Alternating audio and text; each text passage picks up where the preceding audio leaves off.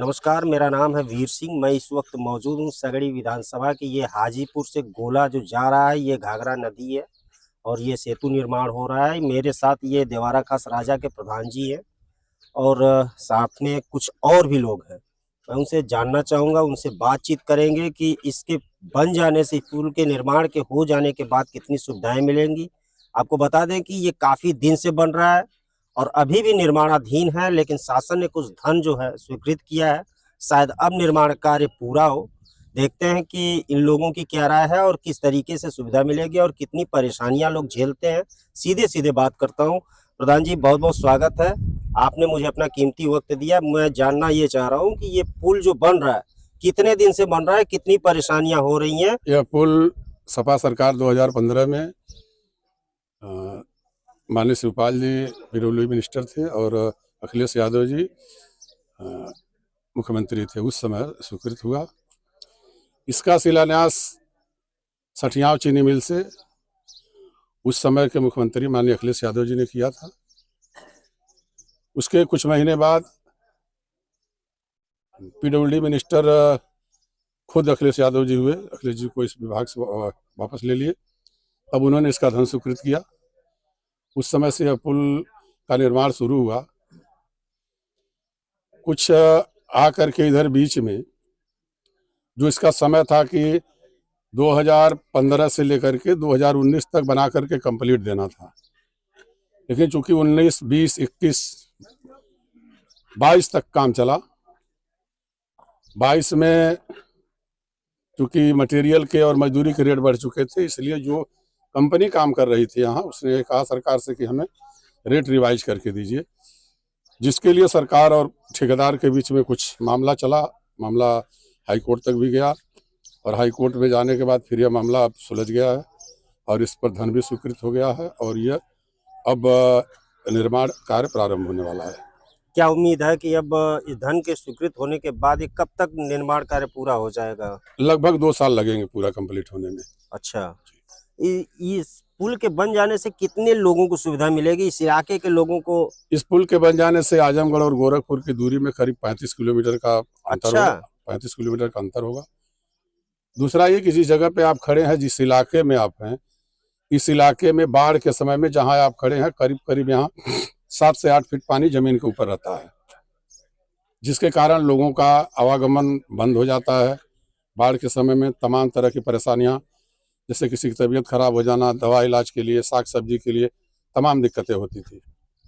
अब उम्मीद ये है कि अगर ये बन जाएगा तो स्वास्थ्य केंद्र या मार्केट में साग सब्जी या जो भी घरेलू सामान है उसको लेने के लिए, जाने के लिए आदमी को जो है राहत मिलेगी और सुविधा हो जाएगी।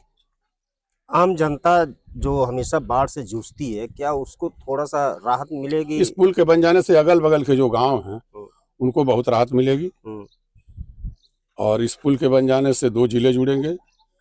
2 जिले के समीपवर्ती में, जैसे गोरखपुर के लगभग 20-25 गांव और 20-25 गांव आजमगढ़ जनपद के, इससे डायरेक्ट कनेक्ट हो जाएंगे। इस क्षेत्र का मुझे लग रहा है तब काफी विकास भी होना चाहिए, क्योंकि अगर ये हाईवे रोड बनेगा। इसके बन जाने से काफी विकास तो वैसे ही दिख रहा है। जमीन पे जहां किसान की जमीन बेजान पड़ी थी, कोई मूल्य नहीं था, उस जगह पे जो भी उनका मूल्य पहले रहा होगा उसका कम से कम 30 गुना 25 गुना मूल्य इस समय वृद्धि हो चुकी है। अच्छा, अभी फसलों की क्या कंडीशन है आपके इलाके में जो बाढ़ आती है? अब ये देख रहा हूँ कि चारों तरफ भीटा ही दिखाई दे रहा है, कहीं कोई फसल ही नहीं दिखाई दे रही है। देखिए, बाढ़ वाला जो ये फसल वाला जो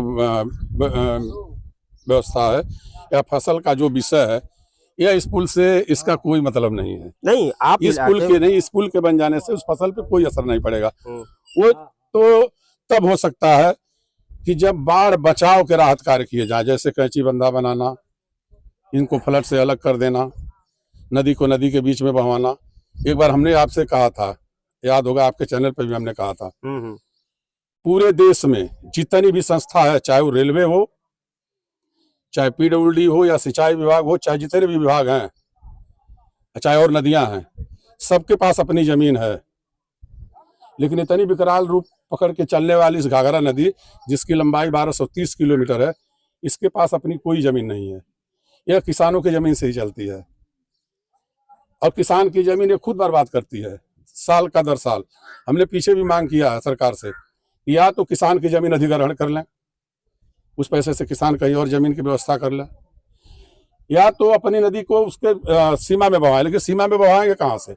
अब इधर देखेंगे आप तो हमारे जिले से हो करके हमारा जिला उस पार तक है, पूरी नदी देवारा खास राजा में इसमें है पूरी नदी आजमगढ़ जिले में। तो हर नदी में जो भी जहां आप पानी देखेंगे, चाहे बालू देखेंगे, सब में किसानों की जमीन है, किसान के नाम से जमीन है। घाघरा नदी के नाम से कोई जमीन नहीं है। ऐसे में फसल के बारे में क्या कहा जा सकता है? फसल तो तब सुरक्षित होगी जब हमारी जमीन सुरक्षित होगी।